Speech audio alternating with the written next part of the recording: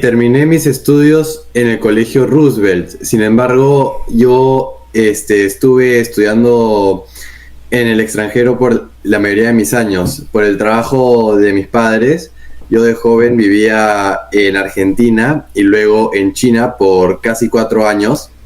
Y entonces, después de estar varios años estudiando primaria y parte de secundaria en el extranjero, regresé a Perú y en el Colegio Roosevelt en Lima terminé mi secundaria. La secundaria, ¿qué materias era el curso que quizás te gustaba más y cuál era el curso que no se te hacía difícil un poco poder comprenderlo? Mis cursos favoritos eran las ciencias. Tomaba varios cursos de biología y química porque originalmente yo pensaba estudiar medicina. Sin embargo, al final estoy estudiando economía. Entonces, varios cursos de ciencias, biología, química. Los cursos que más se me complicaban eran los de lengua, los de literatura. Entonces, literatura en inglés, literatura en español, esos eran los que más me costaban. ¿Practicabas algún deporte? ¿Qué deporte te gustaba más practicar? En, Cuando regresé a Perú, perdí un poco lo del deporte porque regresé y al poco tiempo dio todo lo de la pandemia y no pude salir y nunca volví a recoger lo del deporte. Pero cuando vivía en China, justo antes de mudarme en Perú, en esos años, jugaba un poco de todo. Es más, era parte del club de fútbol, voleibol. Teníamos rugby, pero lo llamaban touch rugby, donde no podías hacer tackle, tenías que tocar a alguien y cambiaba la posición. Y también baloncesto. Y en tu vuelta a Perú, ¿qué diferencias notaste en la parte académica, el sistema educativo? ¿Cuál es la principal diferencia que pudiste notar?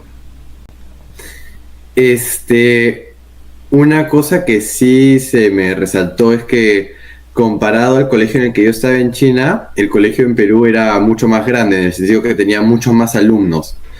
Y eso es lo primero. Y al tener más alumnos sentí que había más competencia también.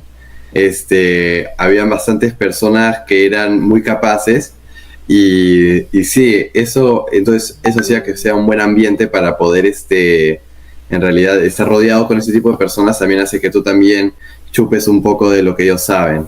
Entonces terminé el bachillerato internacional, Ujú. y al terminarlo no me fui a la universidad de inmediato. Me quedé en Perú un año más haciendo un año sabático donde aproveché de conseguir experiencias trabajando.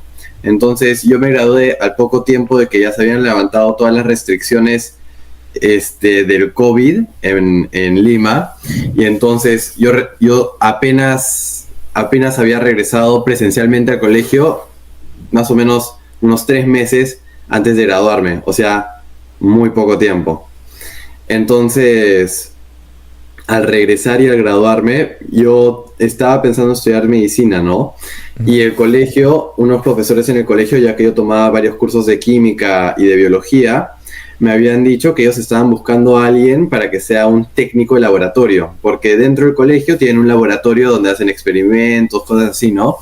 Y necesitan un asistente que básicamente ayude a organizar todos estos experimentos, agarrando todos los instrumentos e ingredientes que se necesitan. Y también necesitan a alguien que más o menos le dé mantenimiento a todos los instrumentos, asegurarse que están cumpliendo con las regulaciones, porque sí hay reglas de cómo debes almacenar ciertos químicos, etcétera. Y estaban buscando un asistente que haga eso. Y entonces yo justo me estaba graduando en ese momento y todos los profesores de química y biología me conocían porque yo tomaba todos sus cursos y era un buen alumno.